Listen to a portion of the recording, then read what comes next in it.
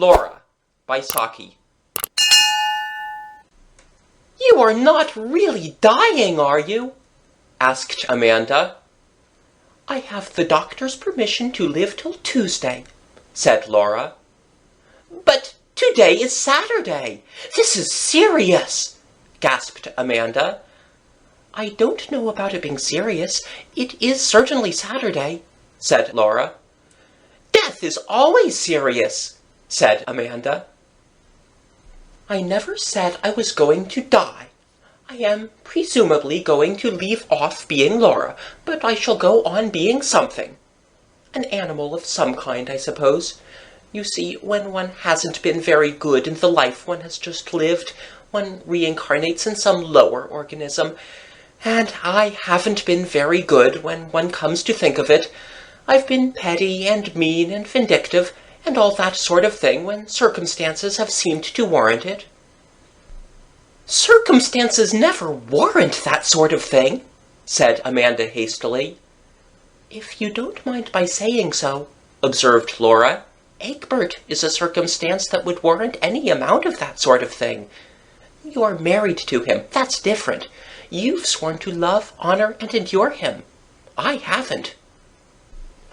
"I don't see what's wrong with Egbert," protested Amanda. "Oh, I dare say the wrongness has been on my part," admitted Laura dispassionately. "He has merely been the extenuating circumstance. He made a thin, peevish kind of fuss, for instance, when I took the collie puppies from the farm out for a run the other day. They chased his young broods of speckled Sussex and drove 2 sitting hens off their nests, besides running all over the flower beds. You know how devoted he is to his poultry and garden. Anyhow, he needn't have gone on about it for the entire evening, and then have said, 'Let's say no more about it,' just when I was beginning to enjoy the discussion. That's where one of my petty vindictive revenges came in," added Laura with an unrepentant chuckle. "I turned the entire family of speckled Sussex into his seedling shed the day after the puppy episode." "How could you?" exclaimed Amanda. "It came quite easy," said Laura. "2 of the hens pretended to be laying at the time, but I was firm." "And we thought it was an accident." "You see," resumed Laura, "I really have some grounds for supposing that my next incarnation will be in a lower organism. I shall be an animal of some kind. On the other hand, I haven't been a bad sort in my way, so I think I may count on being a nice animal, something elegant and lively, with a love of fun. An otter, perhaps." "I can't imagine you as an otter," said Amanda. "Well, I don't suppose you can imagine me as an angel if it comes to that," said Laura. Amanda was silent. She couldn't. "Personally, I think an otter life would be rather enjoyable," continued Laura. "Salmon to eat all the year round, and the satisfaction of being able to fetch the trout in their own homes without having to wait for hours till they condescend to rise to the fly you've been dangling before them. And an elegant, svelte figure—" "Think of the otter hounds," interposed Amanda. "How dreadful to be hunted and harried and finally worried to death." "Rather fun, with half the neighborhood looking on. And anyhow, not worse than this Saturday to Tuesday business of dying by inches. And then I should go on into something else. If I had been a moderately good otter, I suppose I should get back into human shape of some sort. Probably something rather primitive. A little brown, unclothed Nubian boy, I should think." "I wish you would be serious," sighed Amanda. "You really ought to be if you're only going to live till Tuesday." As a matter of fact, Laura died on Monday. "So dreadfully upsetting," Amanda complained to her uncle-in-law, Sir Lulworth Quayne. "I've asked quite a lot of people down for golf and fishing, and the rhododendrons are just looking their best." "Laura always was inconsiderate," said Sir Lulworth. She was born during Goodwood Week, with an ambassador staying in the house who hated babies." "She had the maddest kind of ideas," said Amanda. "Do you know if there was any insanity in her family?" "Insanity? No, I never heard of any. Her father lives in West Kensington, but I believe he's sane on all other subjects." "She had an idea that she was going to be reincarnated as an otter," said Amanda. "One meets with those ideas of reincarnation so frequently, even in the West," said Sir Lulworth, "that one can hardly set them down as being mad. And Laura was such an unaccountable person in this life that I should not like to lay down definite rules as to what she might be doing in an after state." "You think she really might have passed into some animal form?" asked Amanda. She was one of those who shape their opinions rather readily from the standpoint of those around them. Just then, Egbert entered the breakfast room, wearing an air of bereavement that Laura's demise would have been insufficient in itself to account for. "4 of my speckled Sussex have been killed," he exclaimed, "the very 4 that were to go to the show on Friday. One of them was dragged away and eaten right in the middle of that new carnation bed that I've been to such trouble and expense over. My best flower bed and my best fowl singled out for destruction. It almost seems as if the brute that did the deed had special knowledge how to be as devastating as possible in a short space of time." "Was it a fox, do you think?" asked Amanda. "Sounds more like a polecat," said Sir Lulworth. "No," said Egbert. "There were marks of webbed feet all over the place, and we followed the tracks down to the stream at the bottom of the garden.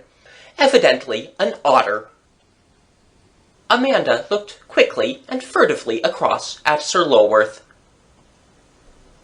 Egbert was too agitated to eat any breakfast, and went out to superintend the strengthening of the poultry-yard defences. "I think she might at least have waited till the funeral was over," said Amanda in a scandalized voice. "It's her own funeral, you know," said Sir Lulworth. "It's a nice point in etiquette how far one ought to show respect to one's own mortal remains." Disregard for mortuary convention was carried to further lengths next day. During the absence of the family at the funeral ceremony, the remaining survivors of the speckled Sussex were massacred. The marauders' line of retreat seemed to have embraced most of the flower beds on the lawn, but the strawberry beds in the lower garden had also suffered. "I shall get the otter hounds to come here at the earliest possible moment," said Egbert savagely. "On no account! You can't dream of such a thing!" exclaimed Amanda. "I mean, it wouldn't do so soon after a funeral in the house." "It's a case of necessity," said Egbert. "Once an otter takes to that sort of thing, it won't stop." "Perhaps it will go elsewhere now there are no more fowls left?" suggested Amanda. "One would think you wanted to shield the beast," said Egbert. "There's been so little water in the stream lately," objected Amanda. "It seems hardly sporting to hunt an animal when it has so little chance of taking refuge anywhere." "Good gracious," fumed Egbert. "I'm not thinking about sport. I want to have the animal killed as soon as possible." Even Amanda's opposition weakened when during church time on the following Sunday, the otter made its way into the house, raided half a salmon from the larder, and worried it into scaly fragments on the Persian rug in Egbert's studio.